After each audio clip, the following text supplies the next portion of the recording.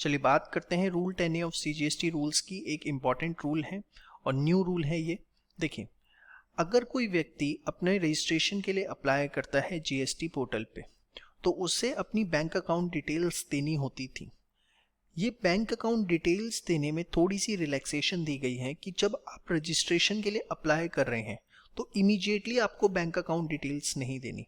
You have the option कि आप अपनी bank account details within 45 days from the date of registration, मतलब जिस दिन आपको रजिस्ट्रेशन ग्रांट हुआ है उसके 45 डेज में, या due date of furnishing return, या जो भी आपकी ड्यू डेट है रिटर्न फर्निश करने की, इन दोनों में से जो भी अर्लियर है उस तक आप अपनी बैंक अकाउंट डिटेल्स जो हैं वो दे सकते हैं।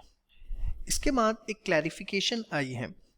हमने ये चीज़ पढ़ी थी कि अगर सस्पेंशन हो जाता है रजिस्ट्रेशन का, तो during the period of suspension of registration किसी भी तरह की कोई भी टैक्सेबल सप्लाई जो है वो रजिस्टर्ड पर्सन नहीं करेगा।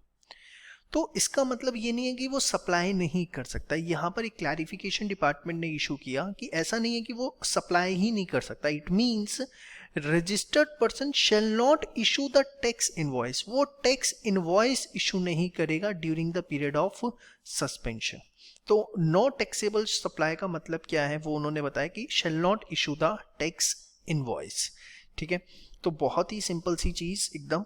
सस्पेंशन ऑफ रजिस्ट्रेशन हो जाता है अगर किसी रजिस्टर्ड पर्सन का, तो वो टैक्सेबल सप्लाई नहीं करेगा। इसका मतलब क्या है? इसका मतलब ये नहीं है कि वो सप्लाई नहीं करेगा, इसका मतलब ये है कि वो टैक्स इनवॉइस उस पीरियड के दौरान इशू नहीं कर सकता।